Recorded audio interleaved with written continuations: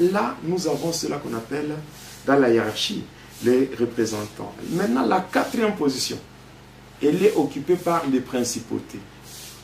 Ici, il faut faire la part des choses. Les principautés,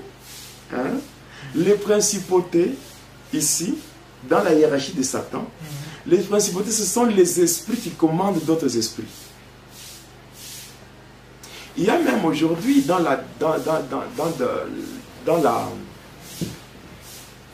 des soi-disant délivrances qui se font dans certaines églises. Ouais.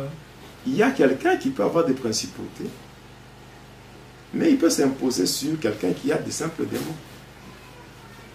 Et la délivrance est faite. Mais ce n'est pas la délivrance, c'est l'exorcisme. Parce qu'aujourd'hui, il y a même dans certaines églises où il y a un département qu'on même appelle le département de chasseurs de démons. Les chasseurs de démons dans l'église de Dieu. Les chasseurs de démons. Or, le Seigneur a dit dans Marc 16 et 7, voici le miracle qui accompagneront ceux qui auront cru. En mon nom, ils chasseront les démons. Mais Jésus n'a pas dit ils seront appelés. C'est l'apanage de tout chrétien. Ah, ouais. Mais est-ce que le Seigneur a dit que c'est un groupe de gens qu'on va appeler chasseurs de démons? Donc, il y a tellement de choses que les gens ne maîtrisent pas. Là, ce sont les principautés.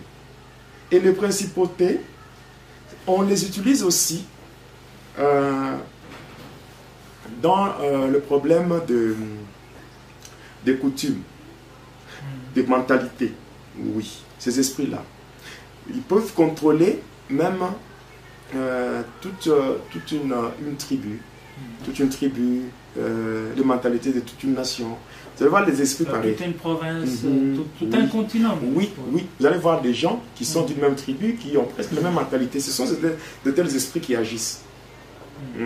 Ces esprits-là contrôlent les principautés. Ils contrôlent, donc ces esprits-là, ils contrôlent même des contrées, des villes, des villages.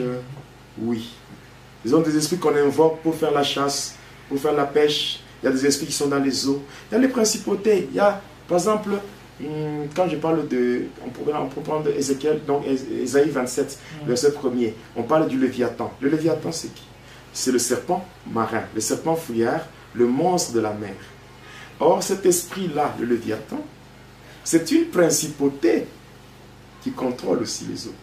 Il y a par exemple Héraculon, qui avait causé le naufrage du navire dans lequel était Paul, lorsque Paul s'est retrouvé sur l'île de Malte. C'était après un naufrage.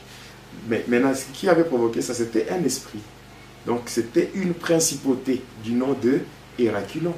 Et parfois, les catastrophes naturelles... Oui. Le mouvement tectonique, le mouvement au niveau de l'écorce terrestre qui provoque des inondations, de tsunamis, de tremblements de terre. Bon, ce sont les principautés.